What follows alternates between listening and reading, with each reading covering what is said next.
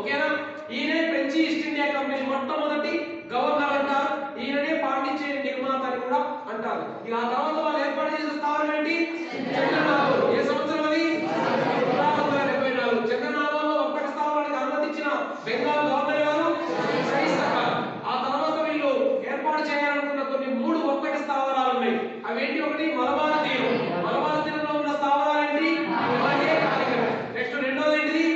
కోరమండల్. కోరమండల్లో ఉన్న స్థావరం ఏంటి? మూడవ తీరం ఏంటి? ఏ స్థావరం అది? మాహేలో యానాం. ఏ సంవత్సరం అది? కలైకాలో ఏ సంవత్సరం? 1739. సో ఈ విధంగా వీళ్ళు వర్తక స్థావరాలు ఏర్పాటు చేశారు. సో ఇలా వర్తక స్థావరాలు ఏర్పాటు చేసినటువంటి వీళ్ళు అదే కంటిన్యూ చేసుకుంటూ వెళ్ళారు. ఆ తర్వాత చివరికి వీళ్ళు భారతదేశంలో ఫ్రాన్సిస్ మార్టిన్ వెళ్ళిపోయిన తర్వాత వచ్చినటువంటి గవర్నర్ జనరల్ ఎంతమంది? ముగ్గురు. ఎవరెవరు వీళ్ళు? Okay.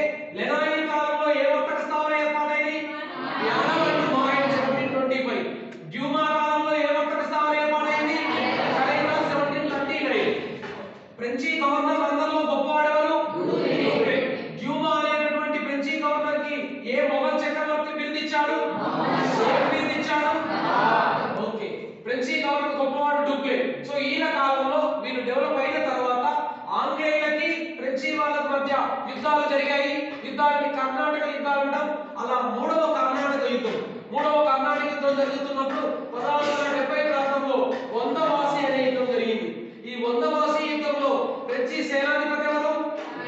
Count D lorry. English సేనాధిపతి ఎవరు? సరైన్ కూట్. వీళ్ళ మధ్య జరిగిన వందవాసి యుద్ధంలో చివరికి ఫ్రెంచి వాళ్ళు ఓడిపోయారు. అయినప్పటికీ అన్ని స్థావరాలు కోల్పోయాయి కానీ పాండిచ్చేరి మాత్రం వాళ్ళ దగ్గర ఉంది. ఆ పాండిచ్చేరి భారతదేశానికి స్వాతంత్రం వచ్చిన తర్వాత 1656లో ఇండియాలో పాండిచ్చేరి తీసుకోవడం జరిగింది. దాన్ని కేంద్ర పాలిత ప్రాంతంగా చేశారు. చివరికి అది ఇప్పుడు పాండిచ్చేరి ఏ పేరుతో పిలువబడుతుందంటే పుదుచ్చేరి.